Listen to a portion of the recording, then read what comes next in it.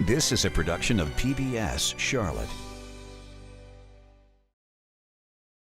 Just ahead on Carolina Impact. So how much basketball is too much basketball? I'm Jeff Sonyer. Stick around. We'll tell you how 3 big basketball events here at the Spectrum Center are great for basketball fans and also for Charlotte's tourist economy. And these are the pictures that show a thriving black community in Charlotte. One photographer took them nearly 50 years ago. And dreams of playing professional hockey bring young players from all over the world. We'll talk to 2 who came a long way to play for the Charlotte Checkers. Carolina Impact starts right now. Carolina Impact, covering the issues, people, and places that impact you.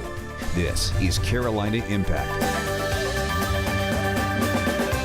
Good evening. Thanks so much for joining us. I'm Amy Burkett. So how do you replace an event that brings in $50 million a year? Well, Charlotte's finding out you don't, at least not right away. We're talking about the CIAA basketball tournament featuring 13 historically black colleges and universities. It's Charlotte's biggest annual tourism event. But tonight, we'll tell you why the CIAA tournament is leaving Charlotte after a 15-year run. In fact, this year, the CIAA is part of a Charlotte basketball triple header, one that promises even more Charlotte tourism. Jeff Sonyer has more from the Spectrum Center. Yeah, if you're a basketball fan of any sort, next couple of weeks here at Spectrum Center are going to be fun. And if you're in the tourism business, it's also going to be busy. All because of what you might call Charlotte's back-to-back-to-back basketball bonanza. Right now, I'm talking about Kemba Walker! First up is the NBA All-Star Game weekend. This is the NBA's big event. Then comes the CIAA basketball tournament. The CIAA, it is the largest one-time event that we have here. Then the ACC basketball tournament. Again, getting really close to being sold out, so. Sold out is good. Sold out is great. Matt Allen is the general manager of the Hyatt House Charlotte, the hotel that's right next to Spectrum Center. So yeah, he's excited about what's happening here in Uptown during the next few weeks. It's very intense for those days that they're here. And very profitable, I would think, for the industry, too. Yep. Yeah. But when the music here in Charlotte finally fades, Allen is also concerned about what happens in Charlotte after the next few years. You're really going to see a big difference. There's not going to be a lot going on. It's going to be very slow. Baltimore scores a huge sporting event, luring the CIAA from Charlotte to Charm City. The tournament has actually brought in about $50 million a year in tourism dollars to Charlotte, and Baltimore city leaders are hoping that they can do the same. Thank you, thank you, thank you. We added special sauce to our bid because we thought you all needed a little more flavor to get you all excited about being in Baltimore. So Baltimore, let's get ready. Yep, Baltimore's ready to take away Charlotte's $50 million a year signature event. After hosting the CIAA here since 2006, even moving the CIAA headquarters to Charlotte in 2015, the tournament is moving away from Charlotte after 2020. No wonder Baltimore celebrates. So thank you so much for being courageous and pushing this to happen. That's CIAA Commissioner Jackie McWilliams at the Mayor of Baltimore's news conference, explaining why the CIAA is choosing Baltimore over Charlotte. So Baltimore, you stood out as a place that will allow us to fulfill our mission. You match exactly what we talk about. Charlotte, meanwhile, apparently not such a great match anymore, at least not to CIAA fans. Based on the surveys and what we saw, there was probably 60% of our fans that responded said they'd like to see the tournament go somewhere else. McWilliams says one problem is how much it costs. All those CIAA fans from all those CIAA schools paying what they feel is top dollar for Charlotte's CIAA hotel rooms. I think fans still are not confident that they're getting the best rates. I mean, you're here for 7 days, maybe 6 days. So I think the opportunity to revisit what hotel rates are is a big, big piece for them. McWilliams says Baltimore's promising cheaper hotel rooms than Charlotte for CIAA supporters, plus more scholarship money than Charlotte for CIAA students. And then there's the arena. You know, the Thursday, Saturday we knew was a big deal for us. And so To not have access Thursday through Saturday changes the scope. Here in Charlotte, the CIAA was forced to move some of its events from the Spectrum Center uptown to Bojangles Coliseum on Independence Boulevard. When you continue to split and have to bus people over to another venue, it gets a little bit more complicated. And we'll have Baltimore to ourselves, the venue, everything. All you need to do is get there. An event like the CIAA, you've got your attendees that are coming here, and some of them, they want to see something different. They want to experience new and exciting things. When you've been coming here for 13 to 15 years, when everything's all said and done, it's kind of like, I've been there, done that. Now, if you've not been to a CIAA conference, it's more than just basketball. But just because Baltimore's offering the CIAA something different, something, maybe better, McWilliams says it doesn't make the decision to leave Charlotte for Baltimore any easier. It just happened so that they came with the game, and they're going to provide our fans a unique opportunity. We're excited about what it could look like. Are we a little nervous? Absolutely, because it's change for us. And change for Charlotte, too. That was a truly Charlotte event. You had a lot of people that came to Charlotte for the CIAA tournament because they've been coming every single year for 15 years. And it's a reunion, it's a family reunion, a college reunion, whatever you want it to be.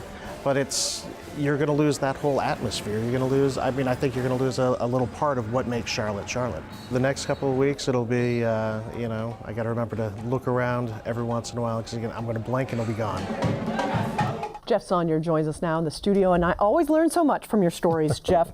But this one's kind of a shocker that it seemed everyone across Charlotte was stunned that the CIAA didn't want to stay here. However, in your story, when we learned that 60% of people attending the event were looking to go somewhere else, I guess it's not as much of a surprise? Well, the survey showed that 60% wanted to leave Charlotte, but they didn't have a preference on where they wanted to go. And I think it kind of harkens back to what Matt Allen, the hotel general manager, said, that sometimes after that many years, people just want a change of scenery. I don't think it's necessarily anything that Charlotte did poorly.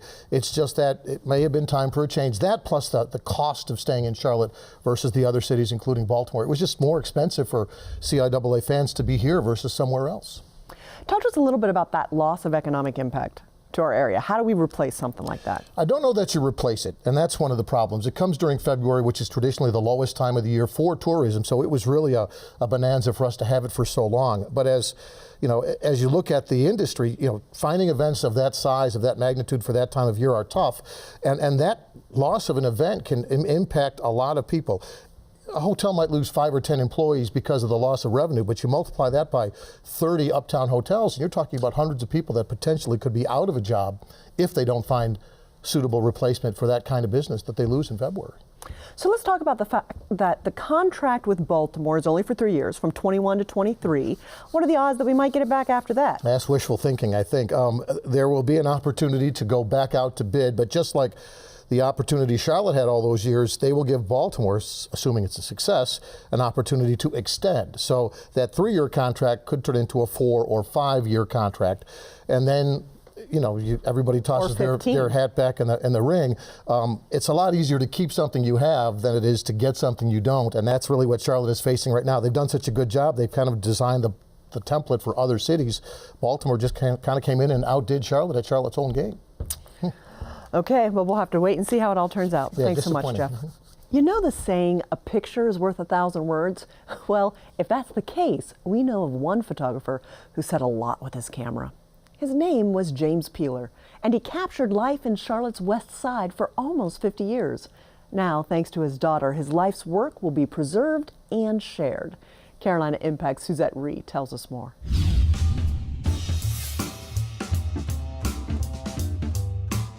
James Peeler's photographs show us life in Charlotte generations ago.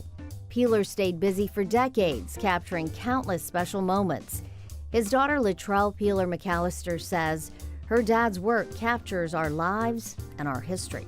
My dad was a photographer that took photographs in Charlotte, North Carolina for almost 50 years.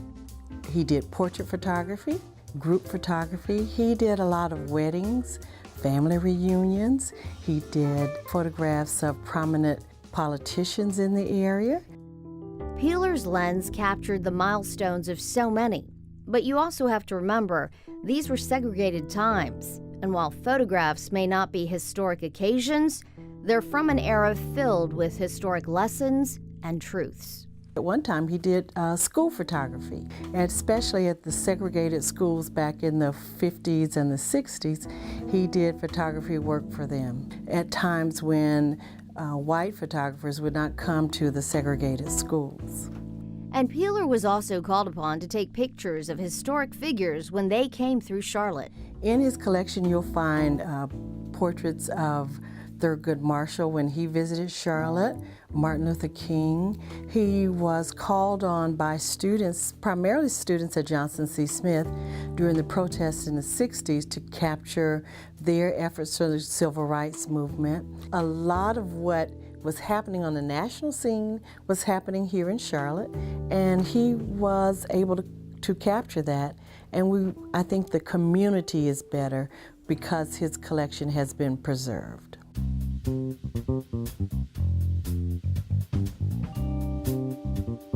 Peeler's collection is now at Johnson C. Smith University, his alma mater.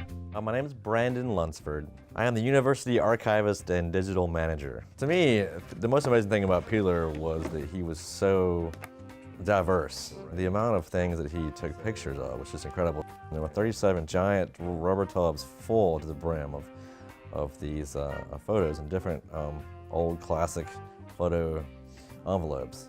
So first we had to go through and figure out what was in there. As we started going through, we realized there was a lot in there. I mean, way more than we had thought. So it's really just taking these photos out of their envelopes for the first time and putting them in protective sleeves, arranging them alphabetically, which is what we decided to go on, and see if we can determine what the picture tells us. So we're trying to figure out what year was this, from clues on the picture, like what are they wearing, what cars are in the background, and we're trying to figure out where it might have been taken. His daughter says her father's photographs show the West Corridor when it was a thriving and vibrant part of the city. During the 50s and the 60s, the Northwest Corridor really became the hub of professional activity in the city for African Americans. There were businesses, churches, our senators lived here, our doctors, our lawyers, our nurses, all lived within our community. And through his work, you're able to see some glimpses into the life that they lived. It was a very colorful life with cocktail parties and anniversary parties and celebrations, and he was able to capture all of that. He was able to help record a lot of the history of Charlotte through the lens of his camera. And thanks to his daughter, we'll be able to enjoy and appreciate James Peeler's work. For Carolina Impact, I'm Suzette Ree. Thanks so much, Suzette. They counted James Peeler's photographs, and there were more than 200,000 printed over those almost 50 years.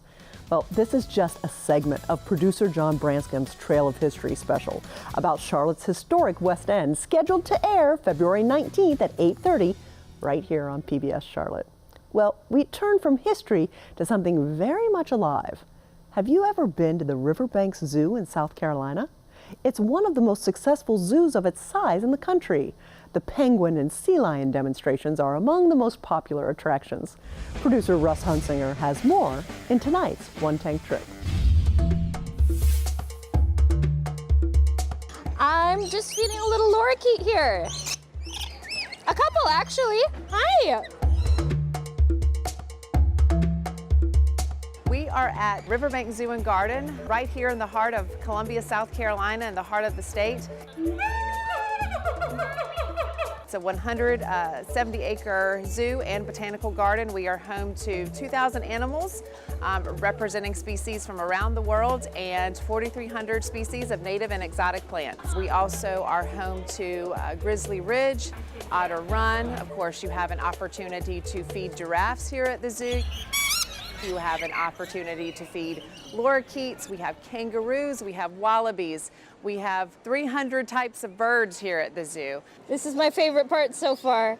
Good morning, Riverbanks guests, and welcome to Sea Lion Landing. Sea Lion Landing being one of the most popular here at Riverbanks. So I have some fish here we're just going to toss out for the sea lions. This is Cape Lynn. This is part of their diet here at the zoo. They also get squid and herring. This is a net right here.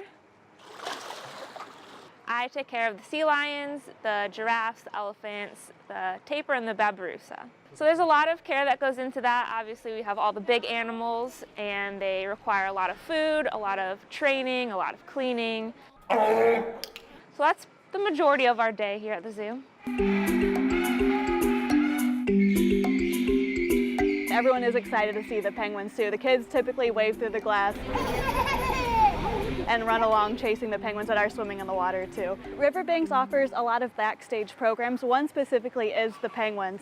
And you actually can come behind the scenes in our penguin exhibit and see the birds up close and personal. Wildlife conservation is the core of our mission here at Riverbanks Zoo and Garden. We're home to 2,000 animals from around the world, but nearly 40 of those are considered endangered or critically endangered. So they are facing some really bad threats in the wild. And so whatever we can do to bring guests in and to give them an opportunity to interact with animals, to experience wildlife, and then in turn do something positive for the planet. I hope when we leave here today, the kids have a better understanding of what they need to do to protect the planet that we've been given. There's more endangered species every day, and we need to learn how to protect those animals. Well, it's great. We love coming out to see the lions and all the animals, basically everything that we don't have here. Just getting that education and being able to read everything they have about them posted around, just enjoying a day, enjoying the animals and learning new stuff. I like coming to the zoo because I have no pets and I like seeing the animals. My favorite animal here to see are probably the giraffes because we get to feed them and interact with them. Riverbanks is a fun place to visit. It's a great way for families and friends to spend time together, but it's also a great way to learn about nature, giving our guests an opportunity to experience animals up close. That's what we love to do. We love to have a guest experience an animal for the first time because we know that if they develop a love for these animals, then they will develop a love for caring for them, and that's really what it's all about. This is fantastic. I love these little guys.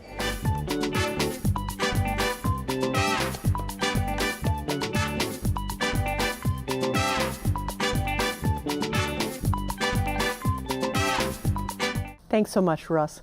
Did you know the Riverbanks Zoo attracts more than 1 million visitors each year?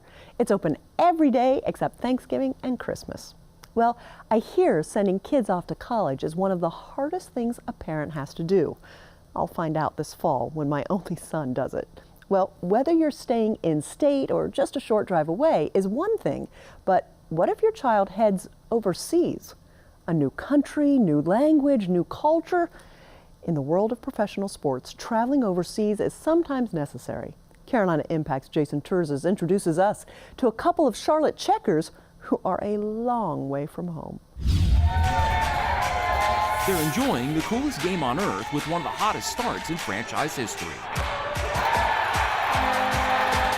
Of the 31 teams in the American Hockey League, the Charlotte Checkers have the best overall record by far, making a habit this season of winning close games. It's a confidence thing, you know, those tight games, you win a few early on, then you feel very confident, and you know that if you do the right things, you're going to end up winning the game. But like most head coaches, Mike Vellucci is never satisfied and always looking for more. Had a good practice yesterday, we competed. Today is way too loose. With 25 years of coaching and management experience, Vellucci knows what it takes to develop young players, compete, and ultimately win. Entering the zone, you have to go down with speed with them. Potsy's coming in the middle, you got to time it. That's my job, is to get these guys to the next level as fast as I possibly can. And point them in the right direction and help them get there. Bring up your intensity, work harder, do everything an extra 110 so that when we get you in the lineup, you're ready to go. Vellucci works double duty, not only serving as head coach of the Checkers, but also as assistant general manager with their parent club, the Carolina Hurricanes in Raleigh. So he has a big say as to which players get the coveted call to move up to the National Hockey League. I'm seeing them on the bench, I'm seeing them in practice, I'm all around them all the time. I know whose attitude's good, who's working hard. Carolina Hurricanes are proud to select from the Czech Republic, Martin Necas. In 2017, the Hurricanes used their first-round draft selection on Martin Necas. He's been working on developing his game with the Checkers. He's big, he's fast, he's getting stronger, and he's learning the game. This season was my goal to to play the season in NHL. Here come the Hurricanes. Near off wing, it's Vogel right in. Across, they score! Martin Necas has his first goal in the National Hockey League. Necas did get the call earlier this season, playing several games with the Hurricanes and scoring his first career NHL goal. He also represented the Czech Republic in the World Junior Championships, but he's back with the Checkers for now. Well, I think it's very important for Marty to be with us right now here in Charlotte. It's a great opportunity for him to get accustomed to North America, the style of hockey, the style of living, what he can do on and off the ice. Number 18, Jani Kuokkanen, has been outstanding for Finland in this game. Jani Kuokkanen was Carolina's second-round draft pick in 2016. The native of Finland is representing the Checkers at this season's American Hockey League All-Star Game. It's a big honor for me, yeah. Together, Kuokkanen and Necas are among the Checkers' leaders in goals and assists this season. The guys also have a lot of things in common. Both were high draft picks, both are from Europe, and both came to America as teenagers. We like to spend time with each other. Very good friends off the ice and on the ice. It's certainly not easy leaving family and friends behind, even more so when traveling overseas. But that's what these now 20-year-olds have done. Life there is just totally different. Different food, different preparation, you're away from your family. It's pretty hard for just turned 18 to live here by myself. It's a tough transition for any young person. You have to start speaking English. It's a big change, not only hockey-wise, but also in your life, to just move here to play hockey and leave all the family and friends back there in Finland. Learning a new culture and language can be a bit intimidating, and it can certainly make ordering food a bit of an adventure. Actually, can I have some avocado, please? Hey, is it avocado or avocado? Like, I'm not sure. Avocado. I think it's avocado. I'm using avocado. I think it's avocado. But the guys are rolling with it as best they can. It looks like, like English, avocado. Avocado. Of course, it was a little bit different with the English and everything. My English wasn't bad, so it wasn't a big problem, but we were still learning. And that's where Coach Vellucci comes back in. Come on, Marty, quick. There you go, that's it, get to the net. He's not just their coach. In many ways, he's a father figure. It's communication on everything, not just hockey, about everyday life. And what I mean by that, I have to sit them down. I don't always just talk about hockey with them. Early on, when they first come over, I talk to them a lot about how's your apartment, you get enough sleep, are you eating enough?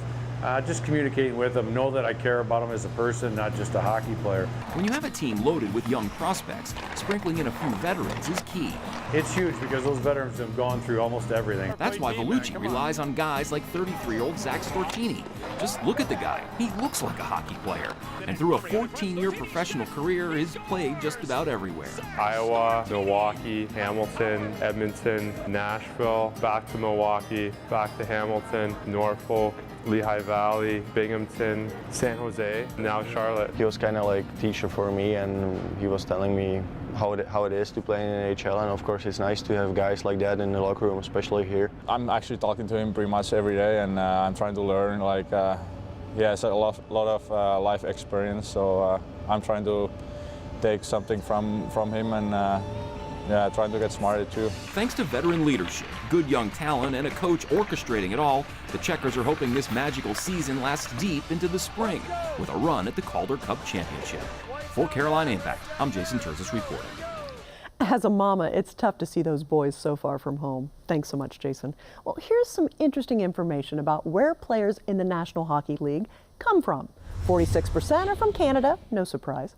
26% are Americans, 10% are from Sweden, 4% from Russia, 4% from the Czech Republic, and another 4% from Finland. And there are 10 more countries on the list which make up the rest of the NHL. Well, that's all we have time for this evening. Thanks so much for joining us. We always appreciate your time, and we look forward to seeing you back here again next time on Carolina Impact. Good night, my friends.